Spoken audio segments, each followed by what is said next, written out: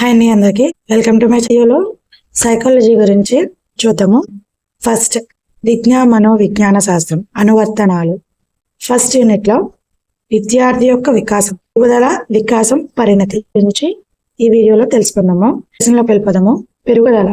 పెరుగుదల అంటే శారీరక పరిమాణంలో, ఆకారంలోను, అంతర్గత భాగాలైన మెదడు, జీర్ణాశయం, జననేంద్రియాలలో వచ్చే పరిమాణాత్మక మార్పులు. ఉదాహరణ ఎత్తు, బరువు, లావు.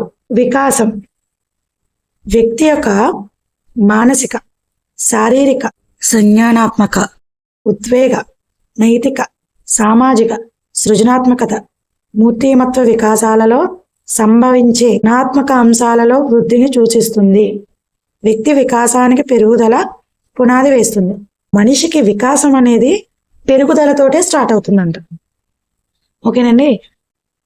పెరుగుదల అంటే ఎత్తు, బరువు, లావు, సన్నం ఇవి. వికాసం అంటే మానసికంగా, శారీరకంగా, సంజ్ఞానాత్మకంగా, ఉద్వేగంగా, నైతిక, సామాజిక, సృజనాత్మకత, మూర్తిమత్వ వికాసాలలో సంభవించే గుణాత్మక అంశాలలో వృద్ధి సూచిస్తుంది. దీనినే వికాసం అంటారు. టెట్లో కానీ డిఎస్సిలో కానీ కంపల్సరీ ప్రతి పేపర్లో ఒక బిట్ కంపల్సరీ వస్తుంది. సో ఈ చాప్టర్ని అయితే అసలు మిస్ చేయకండి, ఖచ్చితంగా ఒక బిట్ వస్తుంది. అభ్యాసనం, పరిణతి మరియు అనుభవాల మీద వికాసం ఆధారపడి ఉంటుంది. అభ్యాసనం, పరిణతి మరియు అనుభవాల మీద వికాసం ఆధారపడి ఉంటుంది. వికాసంలో పరిపక్వత ప్రముఖ పాత్ర వహిస్తుంది. వికాసం అంటే ఏంటో చెప్పుకున్నాం కదండి. ఇందులో పరిపక్వత ప్రముఖ పాత్ర వహిస్తుందంట. వికాసం నిర్వచనాల గురించి చూద్దాం. పెరుగుదల పరిమాణాత్మకమైన మార్పులను సూచిస్తే, వికాసం పరిమాణాత్మక మరియు గుణాత్మక మార్పులను రెండింటిని సూచిస్తుంది. ఎవరు చెప్పారు ఇది? ఎలిజబెత్ హార్లెక్. ప్రకారాలను సమైక్యం చేసి విస్తృతపరిచే సంక్లిష్ట ప్రక్రియ వికాసం. అండర్స్టాండ్.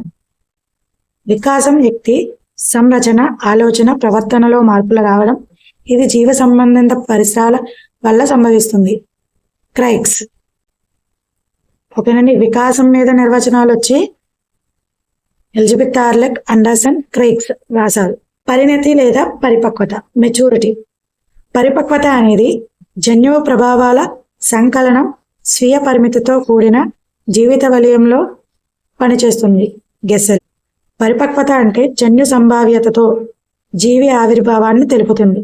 ఇది ముందుగా నిర్ణయించిన ప్రణాళిక మార్పులతో కూడి ఉన్నది. క్రేగ్.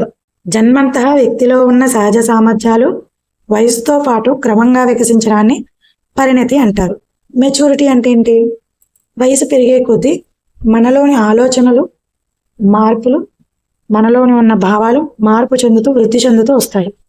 అంటే వయసుతో పాటు క్రమంగా వికసించడాన్ని, అంటే వయసుతో పాటు మన ఆలోచనల విధానాలు మారుతూ ఉంటాయి. ఒక మెచ్యూరిటీ లెవెల్లో ఆలోచిస్తాం. దాన్నే పరిణతి అంటారు. ఇది ఒక క్రమపద్ధతిలో జరుగుతుంది. ఇది కూడా గుణాత్మక ప్రక్రియ. పరిణతినే పరిపక్వత అని కూడా అంటారు. పరిపక్వతనే పరిణతి. భూతాసేన్. ఓకేనండి, గుర్తుంచుకోండి. అనగా అనువంశికంగా వచ్చిన శారీరక, మానసిక లక్షణాంశాల సహజ అభివృద్ధినే పరిపక్వత అంటారు. వంశికంగా అంటే మన ఇంట్లో మన అమ్మ నుంచి కానీ, నాన్న నుంచి కానీ, తాతయ్యల నుంచి కానీ, అమ్మమ్మల నుంచి కానీ, ఇలా వాళ్ళ నుంచి, మన పూర్వీకుల నుంచి వచ్చిన దాన్నే అనువంశికత అంటారు.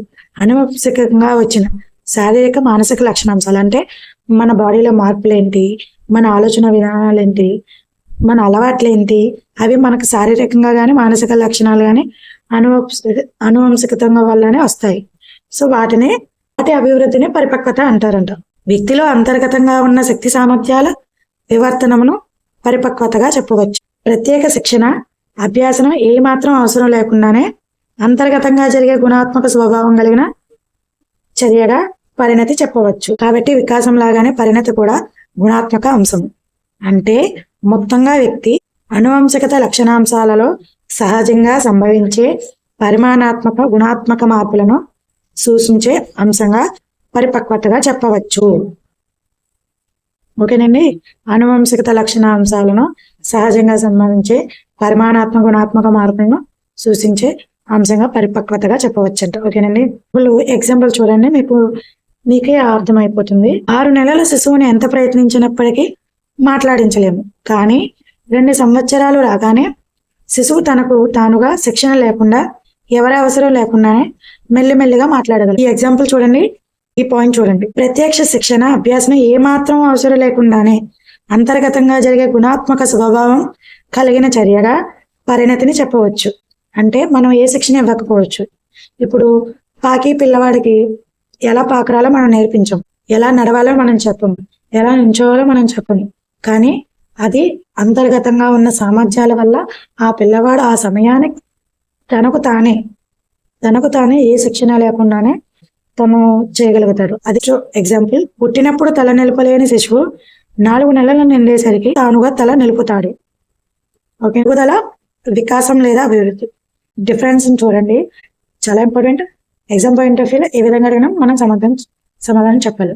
శారీరక మార్పులకు సంబంధమైనది పెరుగుదల. వికాసం శారీరక, మానసిక, సామాజిక, ఉద్వేగాత్మక, నైతిక, చలనాత్మక అంశాలలో మార్పులకు సంబంధించింది. ఓకేనండి. పెరుగుదల పరిమాణాత్మకమైనది, గణనాత్మకమైనది. పెరుగుదల అనేది పరిమాణాత్మకం, ఒక ఆకారం ఉంటుంది. గణాత్మకం అంటే లెక్కించవచ్చు, మన ఎత్తువుని కానీ బరువుని కానీ మనం లెక్కించవచ్చు పెరుగుదలలో. వికాసంలో గుణాత్మకమైనది మరియు పరిమాణాత్మకం. వికాసం అన్నది మనం చూడవచ్చు, అలానే గుణాత్మకమైన పెరుగుదల సంకుచితమైన భావన, అనగా జీవిత కాలంలో ఒక దశలో ఆగిపోతుంది. పెరుగుదల అనేది ఒక 20 30 వచ్చిన తర్వాత ఆగిపోతుంది, మనం ఎదగము. ఓకేనండి. వికాసం కార్యాత్మక ప్రక్రియ కాబట్టి నిరంతరం మార్పు చెందుతూ జీవితాంతం కొనసాగుతుంది. పెరుగుదల అనేది సంకుచిత భావన, జీవితకాలంలో ఒక దశలో ఆగిపోతుంది. కానీ వికాసం అనేది కార్యాత్మక ప్రక్రియ, ఇది నిరంతరం జరుగుతూనే ఉంటుంది. నెక్స్ట్, పెరుగుదల వికాసంలో ఒక అంతర్భాగం మాత్రమే. వికాసంలో పెరుగుదల ఒక భాగం మాత్రమే కదండి. కానీ వికాసం పెరుగుదలతోటే స్టార్ట్ అవుతుంది. పెరుగుదల పరిపక్వత, వికాస, అభివృద్ధిలో తోడ్పడము. నెక్స్ట్, బాహ్యంగా మాపనం చేయవచ్చు, ఖచ్చితంగా కొలవవచ్చు. వికాసం సంకీర్ణ ప్రక్రియ, పరోక్షంగా అంచనా వేయవచ్చు కానీ ఖచ్చితంగా కొలవడం సాధ్యం కాదు. మరియు వికాసం పరిశీలనకు వీలు లేనిది, కారణం ఇది అంతర్గతంగా జరిగే ప్రక్రియ. మనిషి ఆలోచనను బట్టి, ఆ మనిషి మాట్లాడే విధానాన్ని బట్టి మనం వాడిని ఒక అంచనా వేయవచ్చు, కానీ ఖచ్చితంగా చెప్పలేము. ఒక అంచనా అయితే వేయవచ్చు, అదే ఆ మాట ఇక్కడ చెప్తుంది. వ్యక్తి వికాసానికి పునాది పెరుగుదల. వ్యక్తి ప్రవర్తనా వికాసం మీద ఆధారపడి ఉంటుంది, ప్రత్యేక అంశానికి పరిమితమై ఉంటుంది. వికాసం సమగ్రమైన, విస్తృతమైన, సంక్లిష్టమైన, సంకీర్ణ ప్రక్రియ. ఓకేనండి. శిశువు పరిపూర్ణ వికాసానికి పరిపక్వత, అభ్యాసనం రెండూ అవసరం. రెండూ ఒకదానికొకటి అనుసరించి ఉంటాయి. అంతేకాక పరిపక్వత మరియు అనుభవాల ఫలితంగా ఏర్పడి మార్పుల యొక్క పురోగమన శ్రేణియే వికాసం. వికాసం F, పరిపక్వత ఇంటూ అభ్యాసనం. ఇది బాగా గుర్తుంచుకోండి. అభ్యాసనం సన్నద్ధత లేదా సంసిద్ధత. అభ్యాసన కృత్యం సజావుగా సాగాలంటే బోధన మాత్రమే పటిష్టంగా ఉంటే సరిపోదు. అభ్యాసకుడిలో జరిగే అభ్యాసనం, శిశువుల్లోనే అభ్యసించాలన్న తపన, అభ్యాసనను స్వీకరించగల సన్నద్ధత, శారీరక పెరుగుదల, మానసిక పరిణతి కనీస స్థాయిలో శిశువులో ఉన్నప్పుడే జీవితంలో ఎదురైన అనుభవాల వల్ల, సాధన వల్ల అతనిలో ప్రవర్తన మార్పు సిద్ధిస్తుంది. కాబట్టి అభ్యాసనకు అత్యంత ఆవశ్యకమైనది సన్నద్ధత. అంటే అభ్యాసం చేయాలంటే మనం రెడీగా ఉండాలి. అది నేర్చుకోవడానికి మనం రెడీగా ఉండాలి. సన్నద్ధత. అలా అభ్యాసం కృత్యం సజావుగా సాగాలంటే బోధన మాత్రమే పటిష్టంగా, అంటే అభ్యాసం సజావుగా సాగాలంటే ఉపాధ్యాయుడు చెప్పాలన్న ఆలోచనలో ఉండాలి. శిశువులో కూడా నేను నేర్చుకుంటాను అన్న తపన కూడా శిశువులో ఉండాలి. అప్పుడే మనం ఏదైతే నేర్చుకోవాలనుకుంటున్నామో దాంట్లో మనం సన్నద్ధత, మనం రెడీగా ఉంటాము అని ఈ పాయింట్లో చెప్తున్నారు. ఓకేనండి. నెక్స్ట్ ఫర్దర్ కంటిన్యూషన్ వీడియోలో పెరుగుదల వికాసం నియమాలు లేదా సూత్రాల గురించి తెలుసుకున్నాము. వీడియో నచ్చితే మాత్రం ఒక లైక్ చేయండి. మీరు ఇచ్చే లైక్ నాకు మోటివేషన్గా అనిపిస్తుంది. So thanks for watching.